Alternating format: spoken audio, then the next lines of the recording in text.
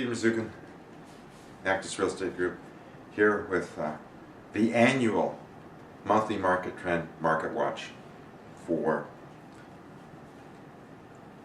property sales in the GTA.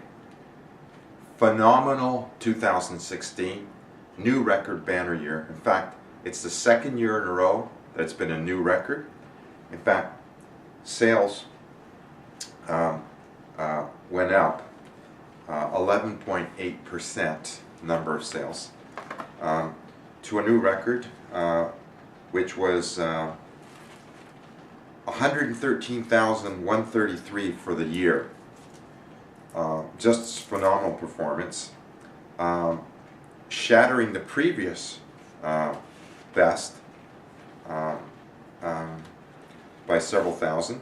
And the average prices, let's talk about that, because the average price is what I want to focus on, because average prices went up to an average of $729,922 for the year, okay,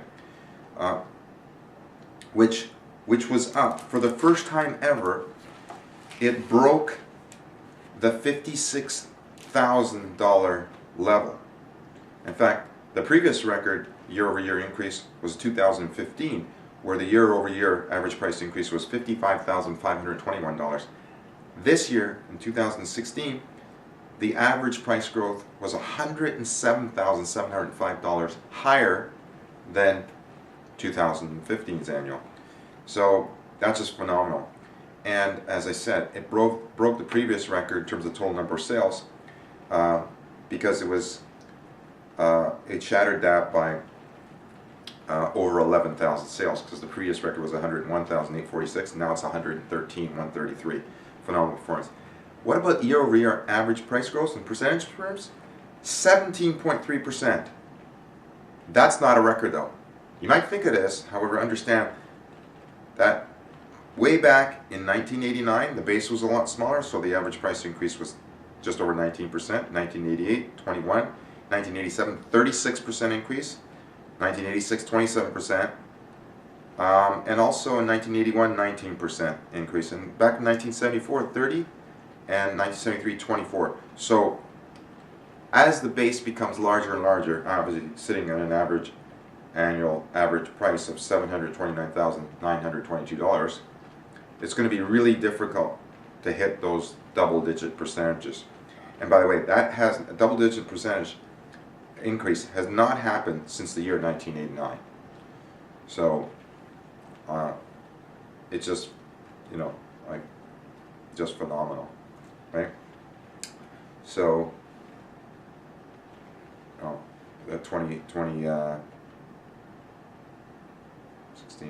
27 years ago, last time that had happened. So just record year on every result. Now, what's precipitating all this? Well, obviously, demand is greater than supply. It comes down to basic economics.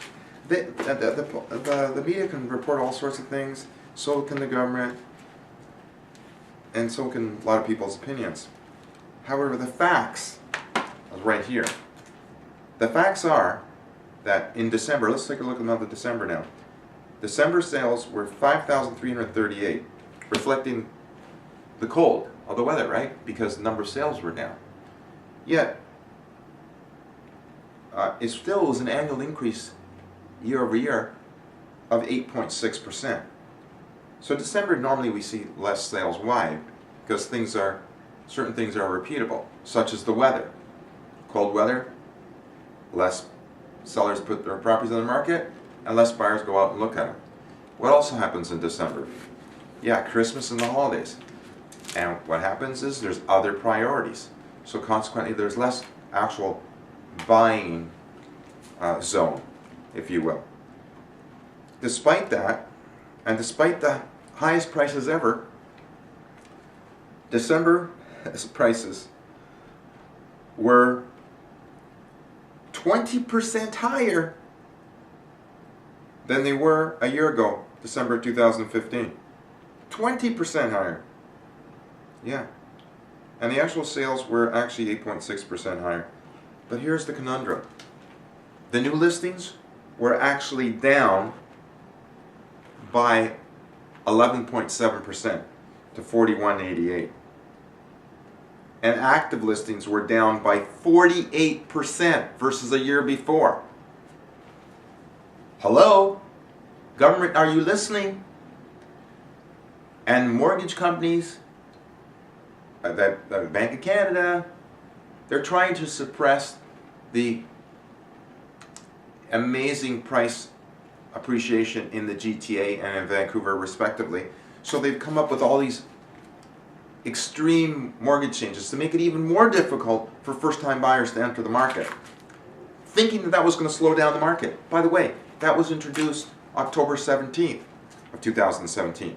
Has it slowed down the market? Absolutely not.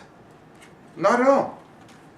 As a matter of fact, when I take a look at these monthly graphs, and by the way, if you're interested in getting these, then why don't we take a look? So, average prices in October went up from September, average prices went up in November, average prices came down in December. However, on a seasonal basis, they're 20% higher than they were, okay, a year ago. And this is a beautiful graph, and you can see everything. And by the way, let's take a look at active listings. Do you realize that active listings, December of 2016, represented the lowest number of active listings in 15 years? Yeah, 15 years. So does that make sense to you? With all the homes and all the houses out there and all the developments taking place, how come active listings are the lowest point that they've been in 15 years? Here's the reason. The supply is overly restricted by bureaucracy. The Places to Grow Act, which was created in 2006 to control development, makes it more difficult to build in the GTA. Case in point, if somebody wants to build houses or if somebody wants to build condominiums, it takes years in the process from conception to completion. Contrast that to south of the border, places like Texas and Florida and Georgia, from conception to completion, it can be done typically within 12 to 18 months. A lot less bureaucracy. So we know these people are moving into the GTA. It's very predictable. They're moving into the GTA for several reasons. The economy is extremely diversified. I mean, the unemployment rate is sitting at 6.9%. So, and it's a very diversified economy. There's more people moving here than there is housing available. So what has to happen to the price when the demand is greater than supply? Well, you see what's happened to the price. So that's what the policymakers need to focus on, is the supply part of the situation. Streamline the development, create more housing units, and then that will balance the scales better. Because people have to live somewhere, and most people would prefer to live in their own homes versus living homeless or on the street, right? I mean, I think everyone can appreciate that. Now, what about the market itself? Well, was it a super sizzling seller's market? It was. In fact, in December, believe it or not, December was the hottest market of the entire 12 months in terms of the inventory that sold. It was actually sizzled at over 112%, 112.47%. And this beautiful graph depicts that. I mean, no month was even close to that. The closest month to that was June, when it sat at just under 105%. So that's phenomenal. Now, you might be wondering, well, how can more than 100% of the active listings actually sell? That's because they look at the active listings at the end of the previous month. However, here's a little tidbit. If a listing gets listed the current month, it can still sell, can't it? Yeah, it can. So they take last month's inventory on the last day of last month, and they use that as the baseline. And they make the presumption that the new inventory this month, well, it should be on the market for at least 30 days. not always the case, is it? We know it's not. So, again, to be a seller's market, it only needs to be 20% of the monthly inventory selling. When we're talking 112, well, it's extremely obvious. So, just phenomenal results. It's mind-boggling. Now, given the trends, and if you want a copy of these graphs, we're happy to share them with you. You can see that it's such a burgeoning seller's market. So if you're a seller, you're in great shape. Now if you're a buyer, well, you're going to experience some challenges getting the property you want. And you will have to compromise. Because guess what?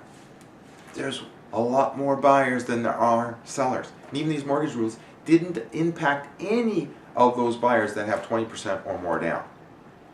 So if you're a conventional type of buyer with 20% or more down, or you can become a conventional buyer because you go to the bank of mom and dad and ask them for help, then guess what? You've got a big advantage, because the ones that are 20% right now have virtually been shut out of the market. Yes, their average purchase prices drop by 20% because they have to qualify in posted rate. However, so think about that. How many people, let's take millennials, how many millennials are willing to compromise 20% of their purchase price? That's right, that's the number. 0. I can't think of one. Now let's just take a little forward. How many baby boomers are willing to compromise on their purchase price? Same number.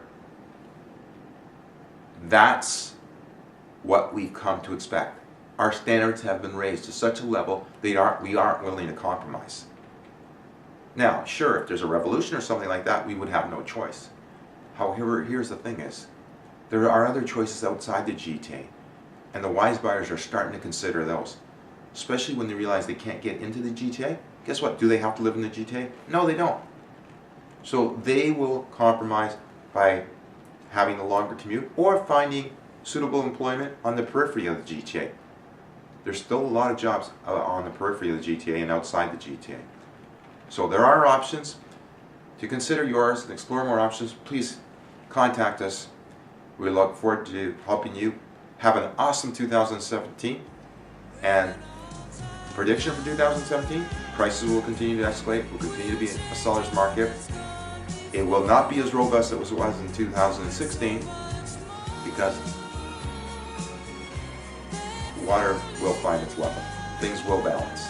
Will it be a balanced market? No. It's still going to be a super seller's market for sellers, and that inventory is really, really tight. So the places to go at, it's great for protecting the environment. People have to live somewhere. You need to increase the supply and reduce the bureaucracy. That makes sense to you? Resonate? Drop us a line. Talk to you soon. Thank you.